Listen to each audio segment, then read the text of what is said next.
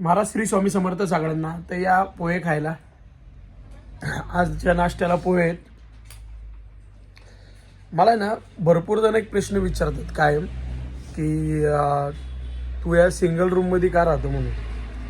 तर मला म्हणजे भरपूर जणांना ते क्लिअर करायचं आहे की जे कलाकार लोक असतात ज्या स्ट्रगल चाललेला असतो. आता साधारण मी 2009 पासून फिल्म इंडस्ट्रीमध्ये आहे आणि एवढं पण काय अजूनपर्यंत आपल्याला त्रास झालेला नाही, कारण की भरपूर जणांनी साथ दिली आपल्याला. त्याच्यामध्ये खूप मोठे मोठे नाव आहेत आणि ते देत आहेत पण आज पण साथ. पण कसं असतं ना, शूटिंग ज्यावेळेस आता मी रिक्षा चालवतो नाही का, तर वाईफ पण जॉबला जाते, मी पण जॉबला जातो. पण एक 10-12 हजार रुपयाचा फ्लॅट घ्यायचा भाड्याने आणि त्याच्यावर मग ते रेंट भरत बसायचं.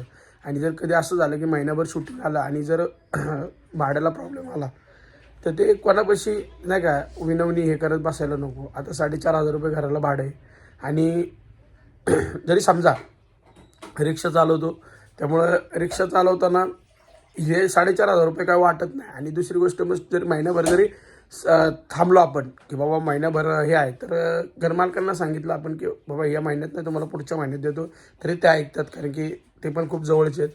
पण प्रॉब्लेम काय होतो ना की स्ट्रगलवाल्यांचं कसं आहे ना की मग त्यावेळेस काय करायचं, तर हप्ते कमी असावेत, जेवढा पैसा वाचवतील तेवढा वाचवा. कारण की फिल्म इंडस्ट्री अशी आहे की थोडा वेळ घेते पण ज्यावेळेस देते ना भरभरून देते. आणि हे ज्याला ज्याला अनुभव आहे त्याला चांगलाच अनुभव आहे. आज माझे खूप वर्षानंतर ना 5,000 फॉलोअर्स फेसबुकला कंप्लीट झाले. मी खोटं सांगत नाही तुम्हाला सांगतो, मी एवढं टेन्शनमध्ये होतो ना की आजपर्यंत मला ना वाटलं नव्हतं की आपले इथपर्यंत फॉलोअर्स पूर्ण होतील. पण धन्यवाद तुमच्या सगळ्यांचं की माझे फॉलोअर्स पूर्ण झाले. आणि ह्या स्ट्रगलच्या काळामध्ये अजून बी स्ट्रगल चालू आहे, असं काही नाही की हे नाही. यूट्यूबला पण आज अजून थोडंसं कमीच आहे, पण होईल हळूहळू काही ना काहीतरी होईल. आणि स्वामींची कृपा आहेच आपल्यावर. फक्त एवढंच आहे की कोणाचं वाईट बोलायचं नाही, कोणाचं वाईट चितायचं नाही. जे काय ते आपल्याशी राहायचं, आपण आपलं व्यवस्थित राहायचं, सगळ्यांना चांगलं होते देवा. पहिलं त्यांचं चांगलं कर, मग माझं चांगलं कर. मला काय घाई नाही आहे, ज्यावेळेस माझं होईल त्यावेळेस माझं होईल, पण समोरच्याचं चांगलं कर.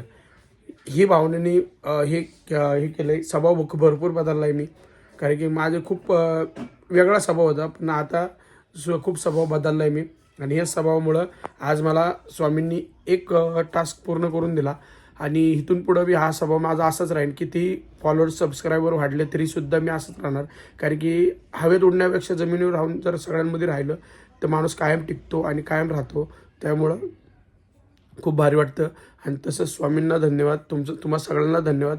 असेच माझ्या पाठीशी राहा. काय चुकत असेल तर 100% मला कमेंट करून सांगत जा. आणि तुमचा सपोर्ट कायम मला असाच राहू द्या. धन्यवाद.